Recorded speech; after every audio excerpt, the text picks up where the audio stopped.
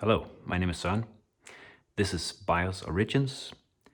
It is a civilization builder game where for up to 4 players, and you will be starting as a primitive type of human, Homo sapiens, Neanderthal, Denisovan, or Hobbit players.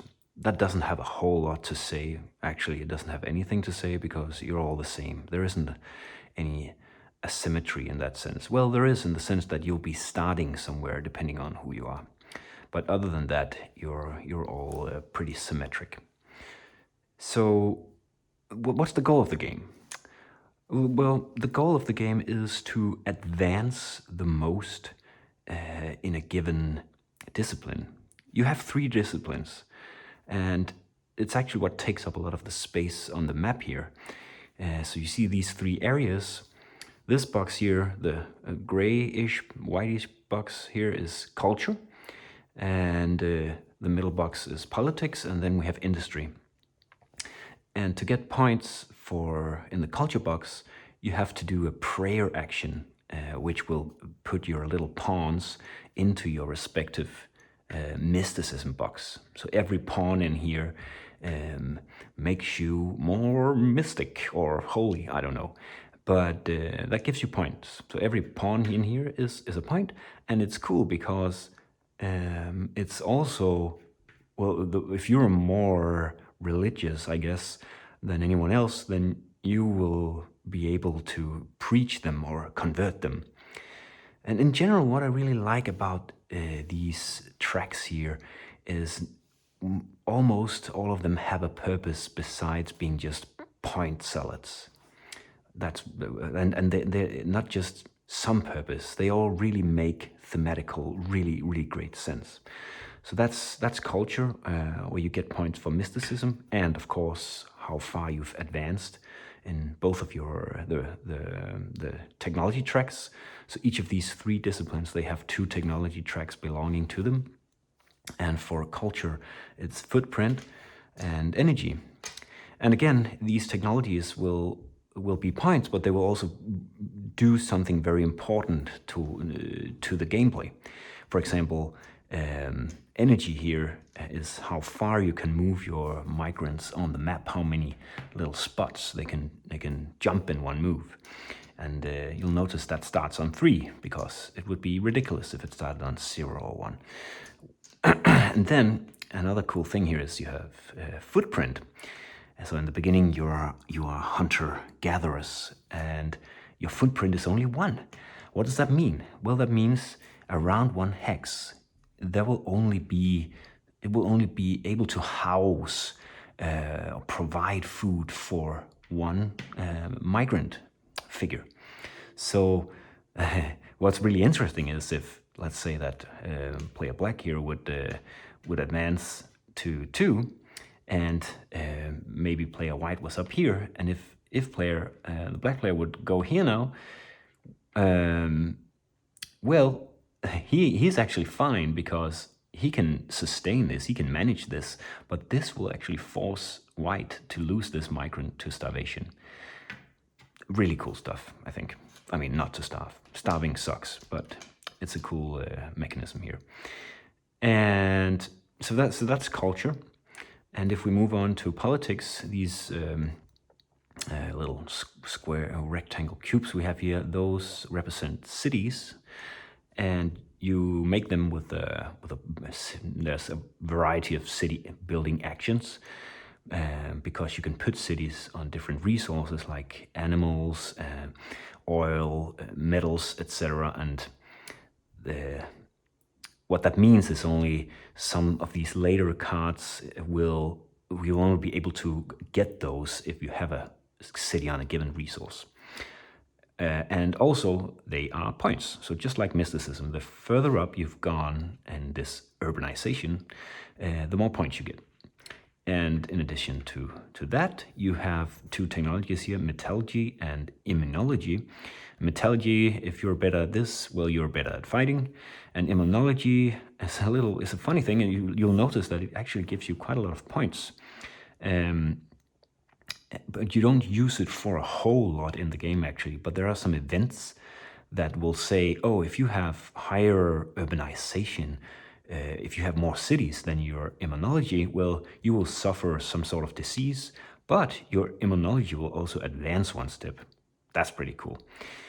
Then we have industry here, and this is probably the only thing that doesn't have like this track up here is diversity depicted with these rainbows, and that doesn't have a whole lot of impact on gameplay other than being points. But it will jump up and down quite a bit throughout the game, because these rainbows you will lose them and you will gain them. It's quite a volatile mechanism, but pretty cool. I mean, what's not to like about having diversity as a point scale here? And the two technologies for industry are maritime, so that will start at 0, being swimming. So the number of tech points you have here says something about how many blue water spots you can jump over in one move. Simple. Then we have information, and this is really cool because this will be just one storytelling at first. And you have these pawns, and initially you'll have very few pawns in the free will brain domain. But as you go about the game, you'll advance more of these pawns into the free will, and from here you can put them as what the game calls elders on these idea cards. And these elders are a source of economy or resource. This is what you actually invent or buy these cards with. So the number of these pawns you can put out as elders in one go equals your information stage. So initially you will just be able to put your single little puny pawn out. But as you unlock more free will, you will be able to put more out if you have the required information. So that's really cool. And in addition to that, the information level also tells you how many of these idea cards you can have in your Tableau. So that was that. Just the points actually. The funny thing here is that you don't sum all your points. You see individually for each of the 3 disciplines what your score is, and the highest score you have, that's your score. And the other 2 disciplines, they don't really count for anything for you. So that's pretty interesting. Your Tableau, it is a Tableau builder. You're building up your Tableau with adding on more actions. And again, you see the 3 disciplines here. You will have a start ruling class, which is your active section of the Tableau that you'll be using. And this player placard, which is the same for all players, you see that it has 2 rows in each of the disciplines. So that means every row is one action you can do. So for example, here you see all these lines that says, do this or that or that or that. And yes, there are quite a lot of icons, but fear not. And I know it might look a little bit intimidating, but this Rosetta Stone is actually really useful. And it took me, I think, 2 games. And then I felt this was pretty much under the hood. So it looks intimidating, but it isn't that bad. The icons make a lot of sense, I think.